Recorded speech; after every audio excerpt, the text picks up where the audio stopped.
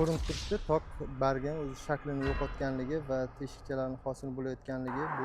Assalomu alaykum qadrli bog'bon kuzatuvchilari. Bugun biz sizlar bilan o'sha tok o'simliklarida kuzatiladigan kasalliklarga bir to'xtalib o'tmoqchimiz. Mana ko'rib turganingizdek, mana bu yerda tokning bargin deformatsiya bo'lganligi, ya'ni shaklini o'zgartirganligi, bundan tashqari o'sha jigarrang teshikchalarning hosil bo'lganligini ko'rishimiz mumkin.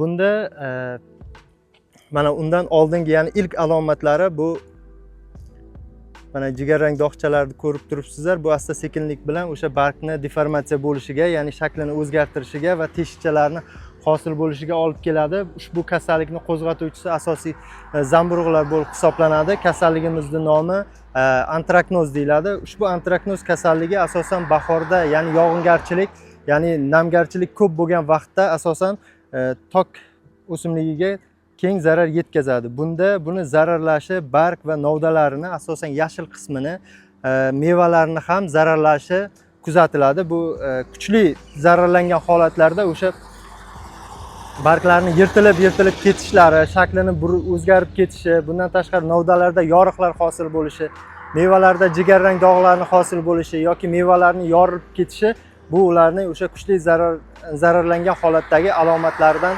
biri bo'lib hisoblanadi. Bundan tashqari ushbu tokzorlarda aynan bir qancha yana boshqa turdagi zamburug'li kasalliklar ham kuzatilishi mumkin. Bular o'sha un shudring kasalligi yoki soxta un shudring kasalliklari ham bo'ladi. Ushbu kasalliklarni ham asosiysi o'sha zamburug'lar keltirib chiqaradi. Biz sizlarga bugun bir nechta preparatlarni tavsiya qilmoqchimiz ushbu kasalliklardan xalos bo'lishingiz uchun. Ushbu Ridamin Gold preparatimizda tokda antraknoz kasalligiga qarshi juda yaxshi samarali vosita. Sarf me'yori 10 litrga 30 grammdan 50 grammgacha tavsiya etiladi.